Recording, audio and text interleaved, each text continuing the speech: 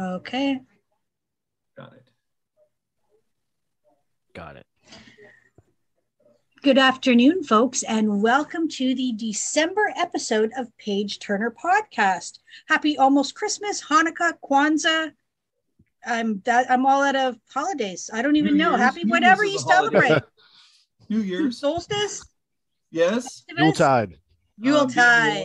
Being warm. Who do we have with us today, Rob? Oh, Kari, I am so excited. We've been trying to get this guy on the show for a couple months now. So we have with us today Wade Garrett, and Wade lives outside Atlanta, Georgia with his wife and daughters. When not reading or writing, he can usually be found in a few places, nestled in a chair at his favorite tattoo shop, playing pool with friends, or having a pint around the fire. And I got to tell you, his latest effort, Ghosts of the Scattered Kingdoms, which is book 1, Where Shadows Reign, just released. And there's this great rave review that I'm going to read to you. It's really short. Wade Garrett has to be the 5-star general leading the industrial punk revolution. So welcome, Wade Garrett. Thank you. Thank you so much for having me. You sound great, Wade. Well, hey, it has to be this new microphone. My microphone I just got from Target. Yeah. Plug that thing.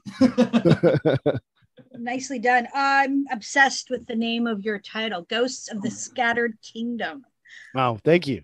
Which is and the cover is absolutely amazing. We'll share an image of it for all our listeners who haven't seen this amazing cover. Now, Ghosts of the Scattered Kingdom is the first book of a trilogy. So this is kind of a story in and of itself. So originally I wrote a book a long time ago. It was called Genesis, and it was book 1 of the Kingdom Come series. My current publisher, Epic Publishing, when they got a hold of that book, they read my prologue. And what they told me was, you need to take this prologue and you need to turn this into its own novel. So that's essentially what I did. I took like 15 pages from my first book and built it out into this new series. And this new series, Where Shadows Reign, it's going to intertwine with a whole other series. This series, which was book 1, Ghosts of the Scattered Kingdoms, is about one particular character. But each one of these books that's going to come out, that's going to be intertwining within my main series, is going to heavily profile events, characters, wars, lots of stuff that can't be covered in the main series. Okay, so you're going to have your main series, and then you're going to have like like spinoff books. Correct. And each one of those is going to be within Where Shadows Reign. And I think people love that. People love having spin-off mythos. Like I just, for example, in comparison, I just watched The Many Saints of Newark, which was a Soprano story. Yes. Yeah. And I loved it because I loved The Sopranos. So you're going to be essentially doing stories which will be like a Scattered Kingdom story or this. Correct. Yeah. That's fantastic. So you've spent a lot of time doing. Oh my gosh. Yeah. So if I took a picture of my wall behind my computer, I would look like one of those scary guys in the movies. I've got pictures and timelines and maps and all kinds of stuff strung up everywhere. Scary guys in the movies? You mean like the serial killers who yes. cut out pictures? Well, no. Okay. You are recording this. Let's. I can't. Yeah, no, it's a lot. I don't know about you guys, but when I first started out with this, I fundamentally just had to build a massive lore, mythology, timeline, everything. And I mean, that's what you got to build out first. So I've got plenty of information that I hope that I can, turn into stories, that people want to read and love. So before we dive deeper into that, I got to know, what is industrial punk?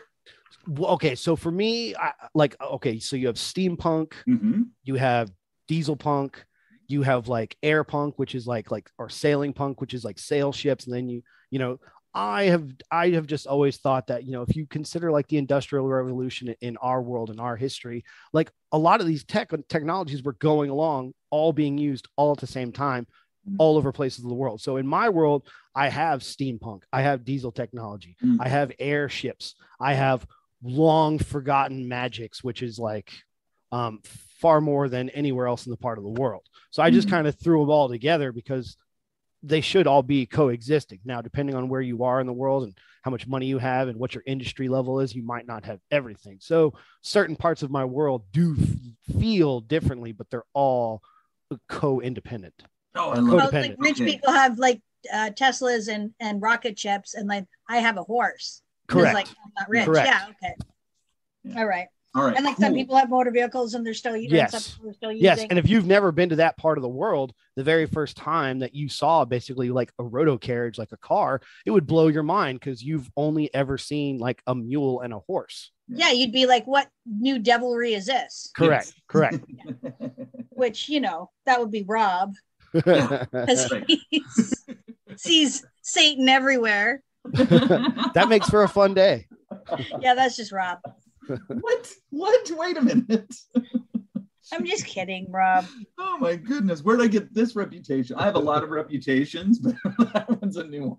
That's a good one. So Wade, tell us about your writing process. So a long time ago, you wrote a book. Your publisher said, we like this prologue. We want more of this, which is incidentally, can I just add a fun fact here, is exactly what happened to Harper Lee when she wrote To Kill a Mockingbird. No, it's the same thing. That's awesome. It's the same thing. The publisher said, hey, you know what? We have this story about this lawyer who, it's beginning civil rights. So that when Who Said a Watchman came out, that was the original book. And then, but they wanted to hear more about her growing up. So that's really cool.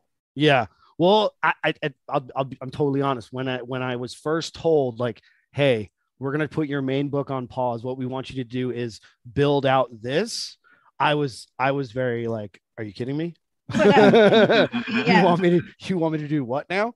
But so the main character in this book is Mr. Black. He is my version of a mashup between Aragorn of Arathorn from the Lord of the Rings and Batman. Oh wow! So if you put those two together, and there's one other element, but I can't talk about it because it does unfold as you read the story. But there's one other crucial thing that I think makes him special and unique, but that's who that character was. And so when I was told like, hey, we want you to write a whole story about this, when I sat down after a while, I was like, oh my gosh, this thing is going to be really big, because what happens to the main character is a main event. So he has failed at his mission to assassinate somebody. He falls back to friendly territory, which is in this middle of this other kingdom that's dealing with its own other political turmoil. And what he comes to find out is that like war is already on the march. Like what he had been trying to prevent, it's already here. And so now he's got a whole other new mission that he's got to scrap together. So my love of Batman, have you ever read or seen like The Long Halloween? No. Oh man. So like that for me is like a pinnacle storyline where Batman just has to keep going and going and going. And that's kind of, my thing with Mr. Black is that it's the longest night of his life. So Mr. Black now has to stop what he couldn't prevent. Correct. So now he's seeing, oh wow, that's fantastic. Because it gives like a whole new element to the story, right? Yeah. Because he's got that feeling of failure because he wasn't able to prevent this. So now everything bad that happens in this war, in this incident, is gonna weigh heavily on him because he's gonna feel responsible at the same time as trying. Absolutely. And this is one of the few areas in this country or in this part of the world where he actually has any, I'm not going to say that they're family, but they're like kinfolk. Yeah. So, he's got to be even more on the ball to, I don't know if you can save the day, but get out alive. So the stakes are higher because it's not going to be strangers that are getting hurt, maimed, killed, whatever. It's going to be people that he cares about. Yeah. So the stakes are even higher. Yeah. But my writing process, I consider myself first a storyteller. I love to tell a story. The writing about it comes later. So I would just dump everything out on the page. I start at the very beginning, the very first word, and I write until you write until you're done. So your first draft or bust. And then usually it's a hack and slash project where I have to go back in. Yeah. Correct. And I think most times I'm usually able to get through a first draft like in a decent solid pace. But then the editing process for me, that's the difficult part. That's when I needed like the professionals at Epic Publishing to like, hey man, this is good, but you don't need it. Or, hey, this could be better. So you got to make this better. Or this is going to, cut this out. This is going to drag, or we can save this for later. you definitely need extra eyeballs. Yeah. How long does it take you to get your first draft down? About 6 months. Oh, it's not bad. About 6 months. Now, to that though, because most people are not Stephen King, they're not full-time writers. Like this is also in between, like you guys, you got kids, you got family, you got work, you got other stuff that you're doing. Yeah. Do you like the editing process? Like I know some writers hate it, like it just makes them cringe, and then other writers are like, yeah, give me that sweet critique. So I think a critique is necessary. Mm-hmm. I think I wrote a story so that you can tell me what you think about it. Mm-hmm. Like I didn't write a story for you to be like, it's good. No, like tell me what you think. Right. So that's a writer's attitude. Yeah. I remember Danica saying the same thing, Rob. Mm-hmm, mm-hmm. But it can be painful, man. And you guys know, this, like, you're like, oh, this is great. No, this is pinnacle. I need this. And there's just this massive red X through it. No. I don't. So my publisher will probably tell you that I'm not a fan of the editing process because I am, I'm defensive like most writers. Like you're like, no, I got to keep this, but they're the boss. And when they say it's got to go, it's got to go. But I learned so much from the editing process. Yeah, exactly. Yeah, I love it. Like I just once I learned to embrace what it was, like I just love it. And I know that's hard for a lot of writers. But I just started with a new client, a new writer. Kari, I just started with a new writer. Yeah. And I always kick off with a phone call and I talk about my philosophy on how I'm going to edit your work and everything. I'm like, I'm a writer. I know what you're doing. Understand what I'm doing, and we have this long conversation about it. But he hit me with the I love editing, and I'm like, oh, you're one of my people. Okay. You take home homework. Exactly. He's like, can I study more? Just tell me where. Like I was different. I was literally like, I'm done. Don't give this back to me until you have made it perfect. I don't want to look at it anymore. And then there's writers who are like, but I'm the talent. Oh yeah. Well, I think that's that's one of the first things you got to nix is like the ego. Yeah. Like, you wrote a story and it could be the greatest thing ever. But if you don't have editors or other people to kind of chisel that out of there, it's never going to probably see the light of day. Well, they know better and they're not so biased because we get all attached to what we think is so great about our manuscript. Yeah. And then when somebody says, actually, that's really not that great, you kind of have to step back and say, hey, okay. And see it through someone else's eyes. Yeah. Well, it's somebody reading for the audience, right? That's what editors are doing. They're not reading for you. They're reading for the audience. And they're like, whoa, the audience is really going to be blown right out of your story here. Yes. If you don't do something. And that was probably the interesting part to learn, like things that like just don't bother me as a reader. Like a lot of times when I'm reading what people have read on other books and they were like, I was jarred out of reading. And I'm like, what? I don't know if I've ever experienced that. I'm just like an easy reader. I just go along with it. But when a professional says, hey, this particular thing, I know from X, Y, and Z fact, they're not going to like it. They're going to close your book. And you go, whoa, no, let's not do that. Exactly. Yeah. So have you had that said to you? By one of your editors, like they're going to close your book, they're not going to like that? Not for this book, not for this one. I've had more like, I know you think this is great, but it doesn't need to be in the story. Yeah, my editor was big on that. She was like, and I haven't had anything published, but I have an editor that I work with. And she was like, does it propel the story? No, get rid of it. Like, yeah, exactly. You have to be ruthless and you really have to pare it down. Yeah.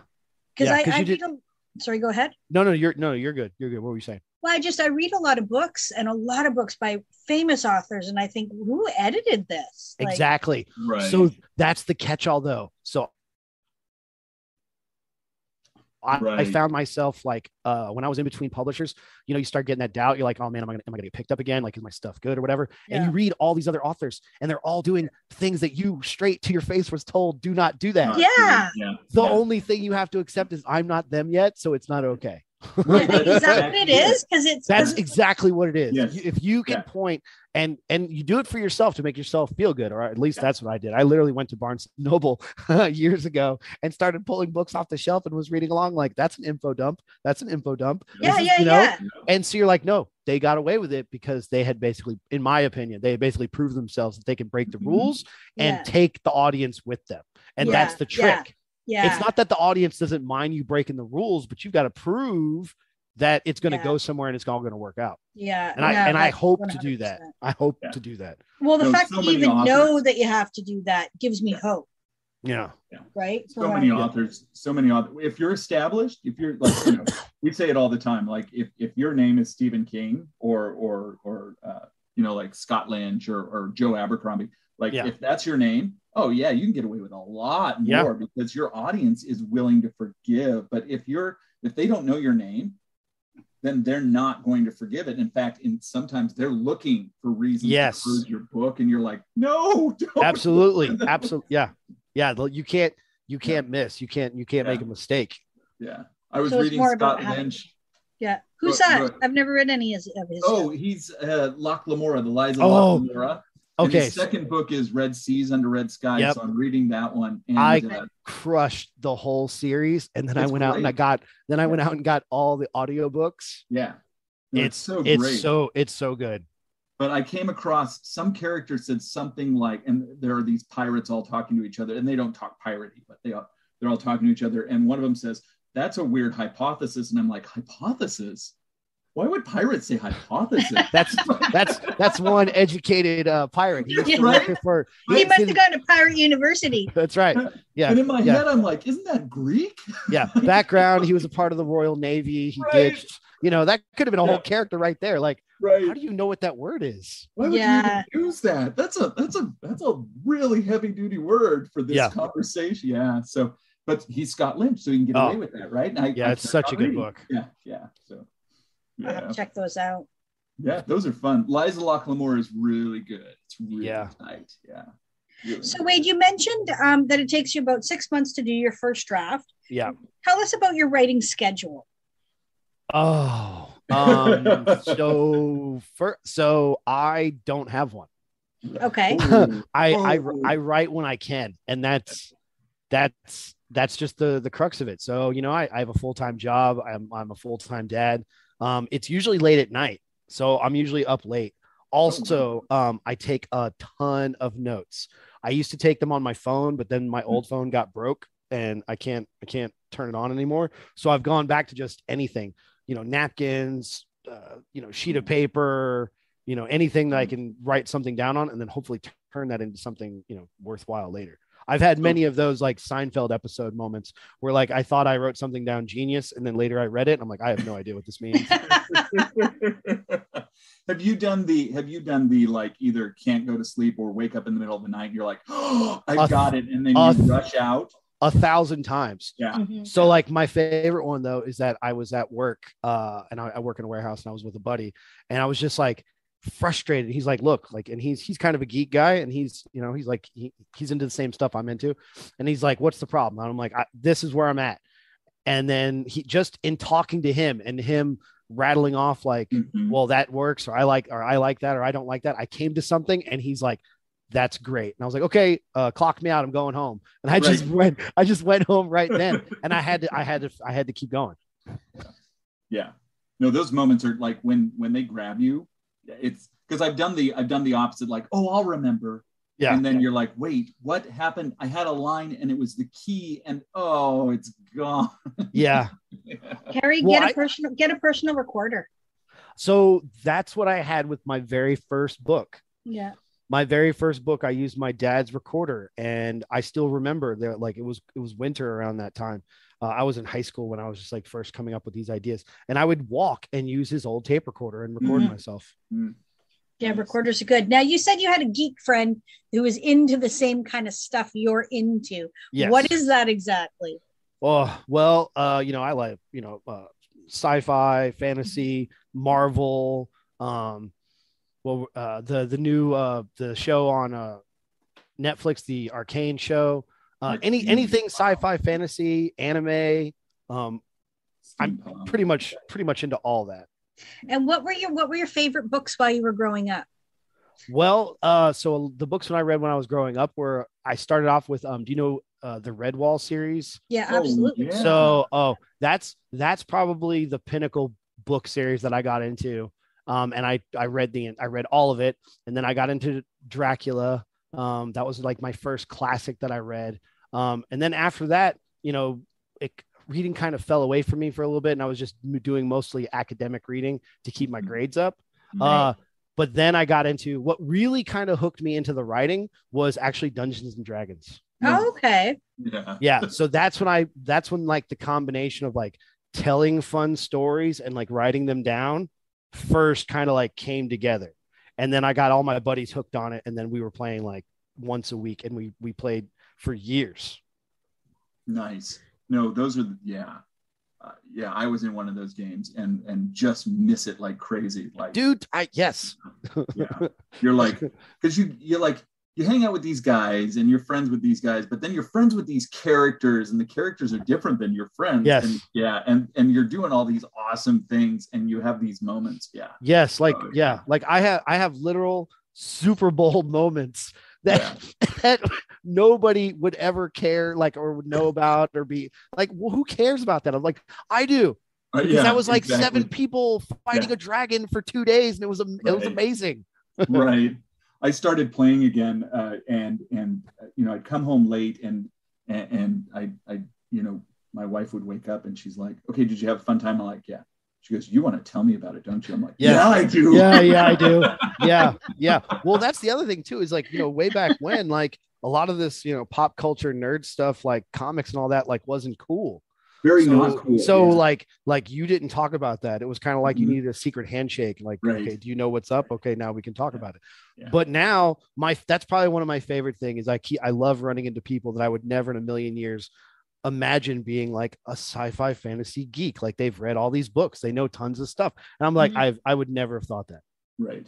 No, it's much more. I don't want to say acceptable, but it's much more, mainstream. Where you jump on the internet, and you're like, oh, I just watched the latest Expanse, and you get 18 people like, oh, it's so great. Yes. Yeah, that's super cool. We're all watching the Expanse, and it's not, we're not being put in our lockers and shoved in garbage. Yeah. So that was the life. Yeah. So Wade, when you say you love fantasy and sci-fi, what books do you think influence your writing? What books and authors? What stories? So probably the most influential would be Frank Herbert's Dune. Okay. So I'm not trying to be like snooty booty or anything, but like I hope to have put it over the total arc of my series some really deep philosophical concepts about like government and power and religion and all kinds of stuff like that.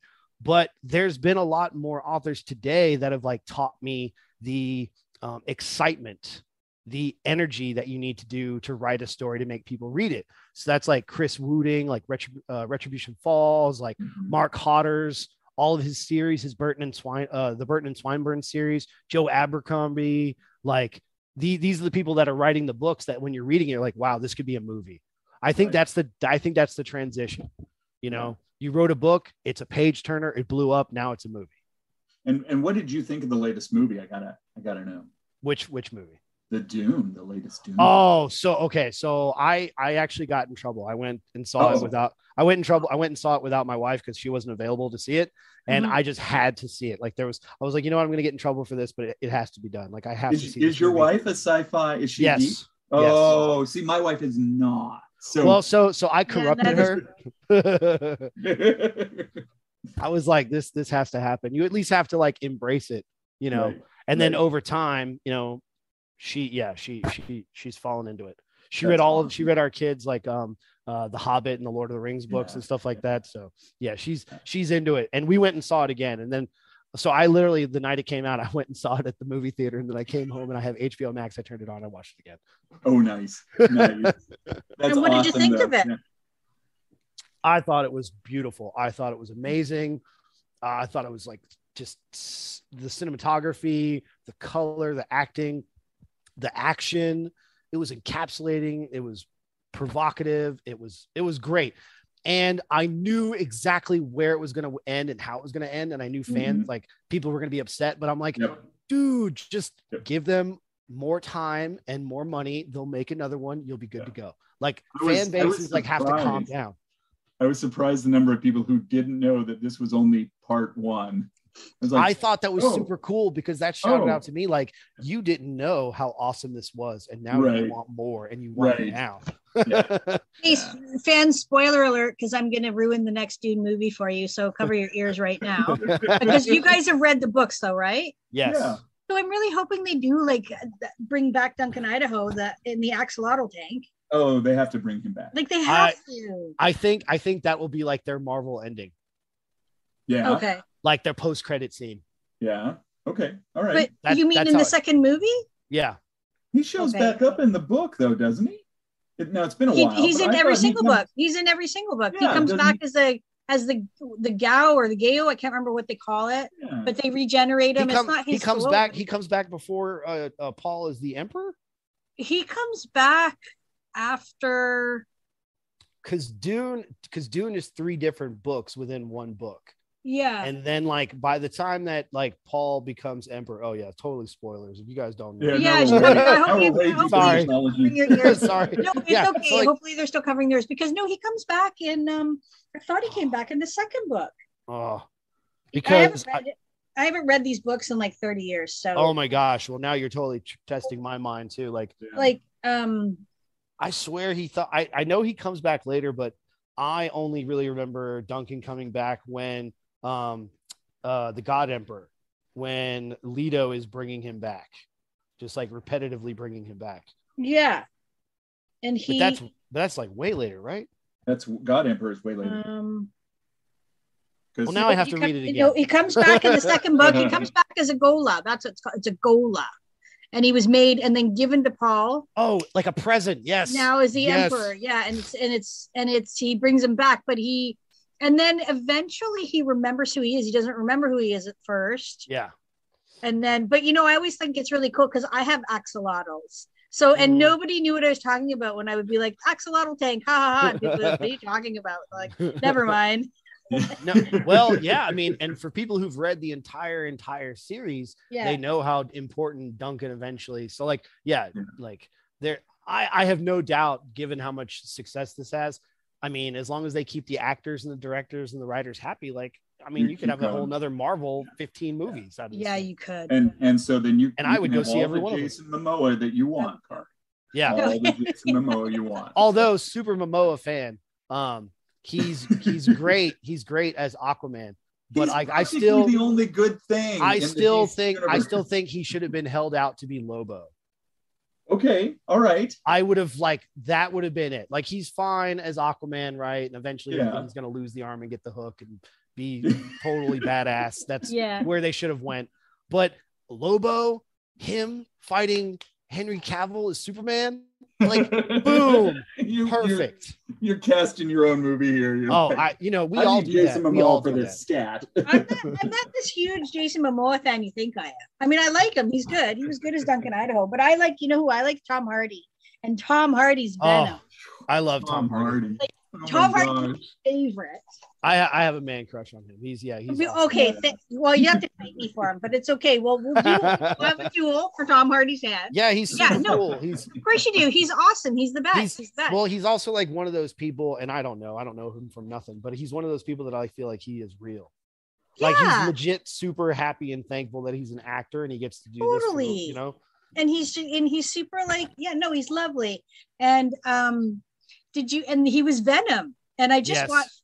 Yeah, I just watched the sequel. Let There Be Carnage. Yeah, Carnage, and I actually liked it better than the first one. Yes, the first one was fine. It was fun and everything. Fine. And then the second one was just better. And so now, if for those, again, spoiler alert, at the end of Venom is a pretty cool, like, oh, it's about to get real. Yeah. With Spider-Man, right? Yes. Oh yeah. I haven't seen any of the new Spider-Mans, but I like Tom Holland as Spider-Man. Yeah. Oh, you've got to see them. They're good. Are they good? They're good. Okay. They're so good. So I've only seen the first two. The third one comes out this month, right? Later this month. but there's also Into the Spider-Verse, which is so good. Oh, I just saw the new trailer for the new one. There's a new one, right? Yes. There's a new one. They're doing such good stuff with that. Into the Spider-Verse was the cartoon, right? Yes. I saw that. It was friggin' amazing. Yeah, So my kids great. love it. Loved it. My youngest daughter, like Spider-Man is her favorite superhero. Oh, that's nice.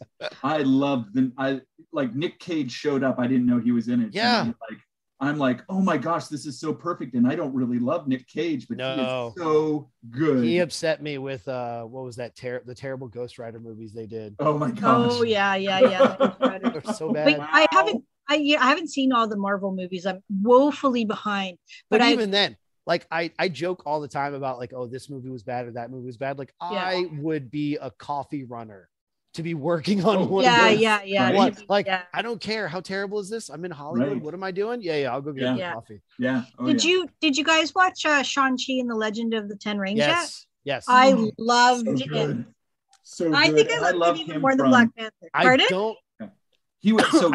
I knew him from Kim's Convenience Store, which is this great, little sitcom, very excellent, based off a stage play. And he was so good in it. And we just loved that show. And then he shows up this, I'm like, oh yeah, heck yeah, I'm going to watch it. Awkwafina's in it and we love her. And like the story, the story didn't matter, but it was so good. What was his co-star's name? Awkwafina. Okay. So I immediately knew her from Raya.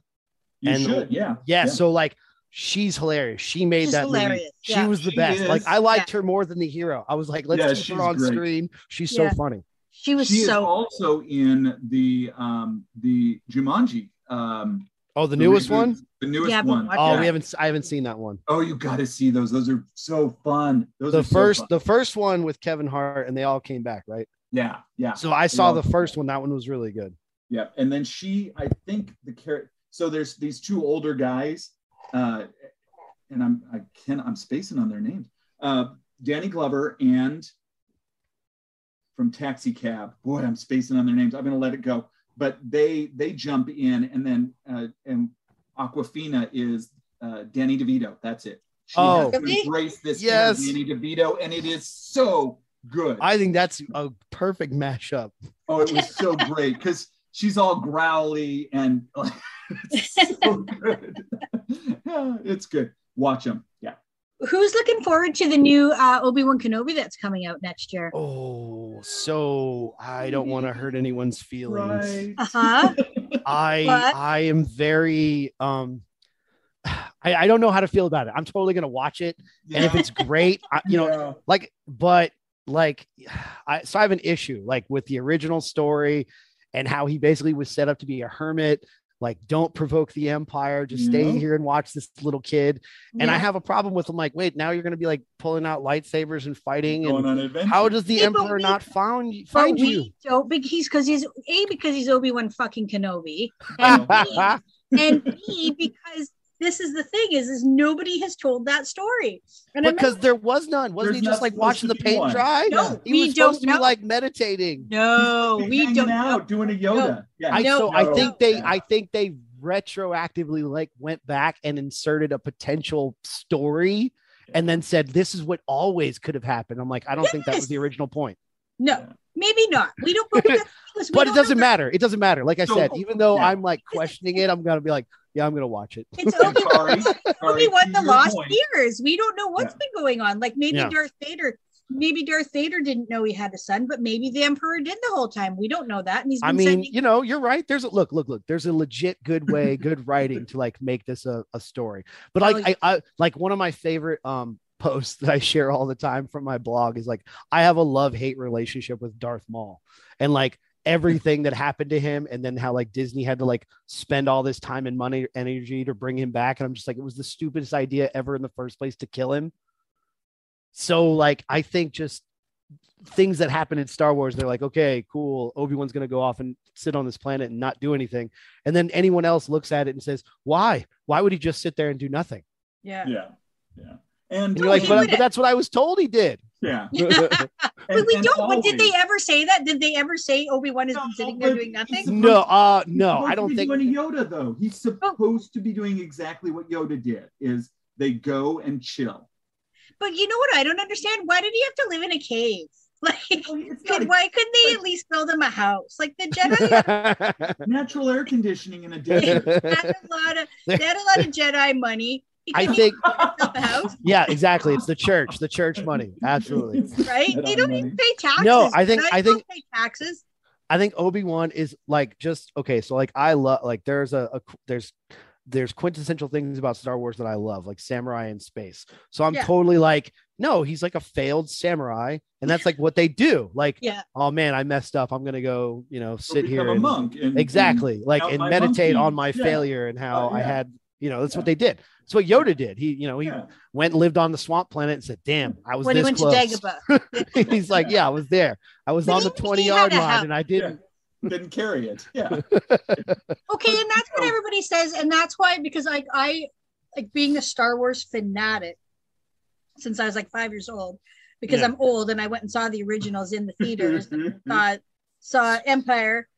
Yep. I'm not gonna talk about how old I am, but see, like I already know that I'm gonna watch it too, because like when I found out that they were doing the Mandalorian show, I was like, this is to bring back Boba Fett. Like this is to explain like how he survived, even though he went in and he died. Yeah. And then a writer was like, hey, can I write some more stories where he happened to survive? And they're like, sure, fine. So because everybody loves Boba Fett. Exactly. Well, there was a whole comic, if I recall correctly, there's a whole comic series where Boba Fett got out of the Sarlacc. Yes. And then just ran around. And if I recall, he actually joined the rebellion at one point or helped. Oh, I don't know. That's some Star Wars lore that's beyond me. Well, yeah, but I think that's what he's doing. I think that's what he's doing in this series. Is he's helping the rebellion? Fett, it's gangster life. He's going to be like making his money, and they're going to break that here. Correct. Yeah. But I loved The Mandalorian. Oh, so did I. Oh, it's so great. Yeah. There were times when I watched The Mandalorian and I was like, I even like this better than the original Star Wars. And then I watched the original Star Wars and I'm like, what the fuck was I thinking? Yeah. I loved it that much. So I would always love to know, like there's a clip that you can find it online. It's probably on some extended DVD version, but there was a clip that was never in the original Star Wars movie where Luke Skywalker is like remaking his lightsaber. And Vader is like talking to him while he's building it, and it's like right before he shows up at Jabba's palace. And every time I see it, I'm like, this is the most dumb. Why was this not in the movie? Who thought that this was a good idea to cut this scene? How was Luke Skywalker building his lightsaber and Darth was talking to them? Were they on the phone? Well, no, they were through the Force. The Force, yeah. Oh, if I remember correctly. But I was like, why was this scene not in the movie? Yeah. But I mean, that was like the world's best scene when he showed up at Jabba's hut. Oh yeah. Well, but you know what though? What proves that fans who really understand the material of what was originally written or what was originally on screen, that they really can take it and do something better with it, is proof in The Mandalorian. Proof in like some of these other things that like, hey, they didn't read it and they weren't born at the time, but you know what? When they eventually got their hands on it, they took it and it's now perfect. Yeah. Well, Jon Favreau, Mandalorian is Star Wars for me now, because I did not care for The Rise of Skywalker or The Last Jedi or The Force Awakens. I didn't really know. I enjoyed them, but I knew that was the wrong message that they should have given to the fans. Like I liked it. I thought it was fine. It kind of ran off the rails when they passed it over to and I love him, Rian Johnson. It kind of he took it in a different direction than I think they were originally, and so they felt they had to go back in the third movie and get it back on the rails. So they had to do all this crazy work. But aside from the meta on that, I agree. They were going in a really cool direction at the end of the first one, and then they just kind of hand waved that away, and it didn't go anywhere. So look, I like seeing Luke, Leia, and Han again, and Chewie. And R2-D2 and C-3PO. I like seeing them again, but there were so many things that I just felt like they didn't line up with the character, with the way the character was. Everybody, Luke going and living on that remote island by himself, just letting Kylo Ren take over and destroy everything he had worked so hard and so compassionately to save. I don't think he would have done that. Right. I agree. Based on the original movies, absolutely. Yeah. Well, even when we go to Mandalorian, which is a nice carry through when he showed, Uh-oh, should I say that? Spoiler. Well, Another spoiler. Another yeah, spoiler. I mean, I just don't even know. Somebody yelled at me the other day for talking about Harry Potter, which is Yeah. They're like, that's like 20 years ago, man. Yeah, catch up. Catch up. No, I yeah. would feel really bad, but it like You know what we'll do, Rob? When Yeah. we put the show out, we'll That'd just be say there's spoilers. spoilers. Yeah, there's spoilers for Dune. the There's spoilers following. for Yeah. Right, Spoilers but- for the following. Can I tell you, because I'm a girl, I cried so hard as soon as I saw the X-wing show up. I was like, Oh, it was- no. And I remember talking to people about it before, and I said, you know what? If they don't, the only person that should show up to take Baby Yoda is Luke Skywalker. That's it. It's perfect time. It's 5 years later. If they don't do it, okay, I understand. But if they do, then I will know. Like I will call Jon Favreau a king for the rest of my life. Oh, yeah, it was amazing. It He was. did I right watched by it 4 times. It was I amazing. backed it up and Everybody, watched yeah. it again. And we've all watched it. And like, Oh if my we God. catch it on YouTube or on Facebook, we're like, okay, yeah, I'll click it and watch it again. Well, I watched yeah. it 3 times. I started bawling just because, like, I've always loved Luke. Like, I'm looking at my life-size Luke Skywalker cutout right now. That's on my wall in my office.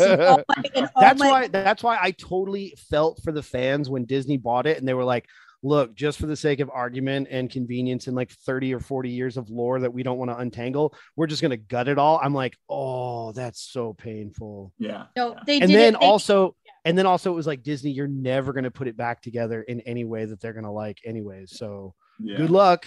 I don't know, man. When Luke Skywalker showed up, I started bawling, and I knew. Well, and that's what you said. Fat Forever. I think he's got it. I think he went back to what Star Wars was, like what they didn't do for like Rise of Skywalker and The Last Jedi. They were trying. It was almost like it was just fan fiction based off the books, and it was fan fiction written by people who I just don't think were even huge fans. No. Whereas Favreau went to the heart of what Star Wars was and asked George Lucas, where did you get all this? Like, what inspired you? And George Lucas was like, old space operas and samurai. In samurai movies. You know what I mean? Yeah. And they showed this actual one samurai movie about this guy who had his kid with him and was, going and fighting all these samurais. And the kid was there, sitting beside him, which is what they based, The Mandalorian and Baby Yoda on. Yeah. Which is what made it work. Is it called like Wolf and Cub or something? Cub. It's called Wolf and Cub. Right. Okay. Exactly. Yeah. That's not just a movie. There's like a whole series of Wolf and Cub, and they're always running around and like they just fight armies all the time. Just like running around. Well, it's quintessential to check that out. And same thing with like Seven Samurai and other things. Like you just gotta watch it. Yeah, like all of those. Like people make so much. Lucas pulled from everywhere, and so much so that like you try to point at one thing, it's not. Yeah. Like I watched Hidden Fortress just because everybody's like, "Oh, he stole everything," and I'm like, "Okay, I see 2 things that he certainly." Well, even if he did, he repurposed it and put it together with all kinds of other things that weren't ever connected and made something new, and then the entire planet loved it. Yeah. Well, he had. And he had a lot of help. Like it wasn't just Lucas and Lucas's quote unquote genius. Like he had people that were like, what if we did these 8 things? And he's like, yeah, let's do that. And then they did that. So you can get like the comic books of the Star Wars, I forget what the subtitle of that is, but like the original script. And it is, you see everything's in there. The Will's Star Killer. That's what it is. The Will's Star Killer.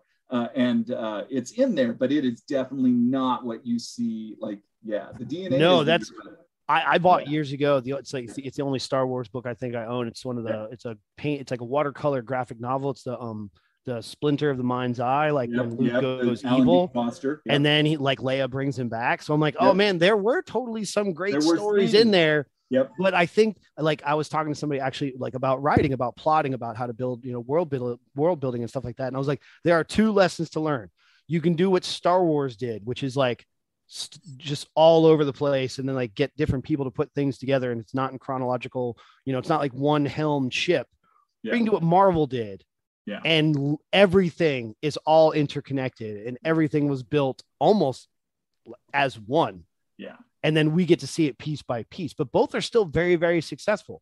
So even though we might nitpick one over the other, fans in general, if it's good, more sci-fi, good. More Star Wars, more Marvel. not a bad thing. Like If it's good, people will forgive like the little indiscrepancies, like Luke Skywalker pointing a fucking lightsaber right at his face. Right. When Obi-Wan just gave it to him. We'll all forgive Han Solo. That's like every YouTube video with the guns. They're like, and he put it in, and then it's like 60 people doing the exact same thing. Like, what do you mean Han Solo? What do we have to forgive about Han Solo? Nothing. That's what I'm saying. Well, eventually. Who was the what was his name? Poe Dameron. So Poe Dameron was. I like the actor, but they tried to make him as forgivable as Han Solo, as charming.